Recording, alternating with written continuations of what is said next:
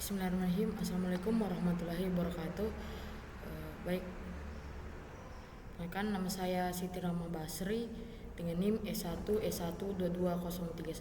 dari kelas C Teknik Informatika Universitas Halu Oleo. Nah, baik, di sini saya akan melanjutkan materi berikutnya, yakni Object Oriented Programming with Python. Nah, di sini topik yang akan dibahas ada beberapa poin. Yang pertama itu Introduction to OOP Motivation. Kemudian yang kedua itu ada classes, class dan object. Kemudian yang ketiga itu operator overloading, dan kemudian yang keempat itu iterator for class, dan kemudian berikutnya inheritance. Kemudian ada abstract class, kemudian ada namespace, kemudian ada shallow versus deep copying. Nah, ini adalah beberapa poin-poin yang akan kita bahas pada materi ini. Nah, baik. Nah, lanjut pada introduction. Nah, di sini dibilang what is object oriented programming, OOP, atau singkatannya itu OOP. Apa sih OOP itu? Nah, di sini ada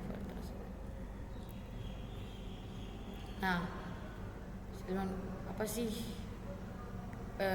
pemrograman berorientasi objek itu? Nah, OOP itu sendiri ini adalah pendekatan untuk memodelkan benda-benda di dunia nyata, misalkan mobil, rumah, dan lain sebagainya, serta hubungan antara benda-benda, misalnya seperti siswa dan guru, perusahaan dan karyawan. Nah, dengan kata lain, OOP ini memodelkan entitas dunia nyata sebagai objek perangkat lunak dan mengatur hubungan antar entitas mereka. Nah, sini saya ada catatan sedikit terkait OOP itu sendiri.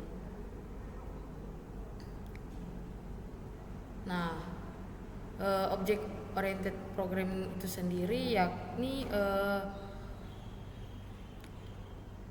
paradigma di mana dia berfokus pada objek yang merupakan instansi dari kelas. Nah, OOP ini menawarkan pendekatan yang lebih modular dan terstruktur untuk mengembangkan program, di mana memudahkan pengelolaan kode terutama untuk proyek besar,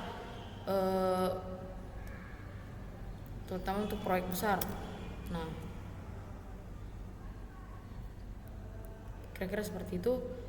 Nah, kemudian ada why OOP is need, atau mengapa OOP itu diperlukan.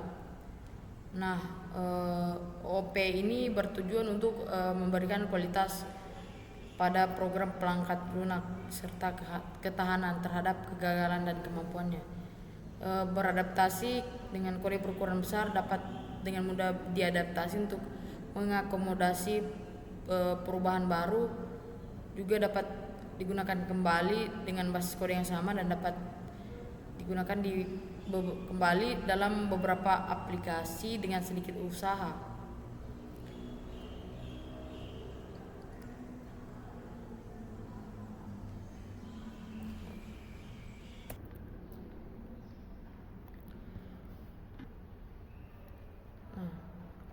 Oke, lanjut. Berikutnya, how does OOP achieve test goal, atau bagaimana OOP mencapai tujuan. Nah, yang pertama itu ada encapsulation by binding data and method together and limiting its access from outside, atau dimana enkapsulasi dengan mengikat data dan metode bersama-sama dan membatasi aksesnya dari luar, di mana enkapsulasi ini adalah proses mengikat data atau bisa atribut, yang dimana atribut dan metode. Nah, metode ini fungsi yang mengoperasikan data tersebut menjadi satu unit, yaitu kelas. Nah, ini juga mencakup pembatasan akses ke beberapa komponen, sehingga kita tidak dapat memodifikasi dari luar kelas dengan cara yang kita tidak inginkan.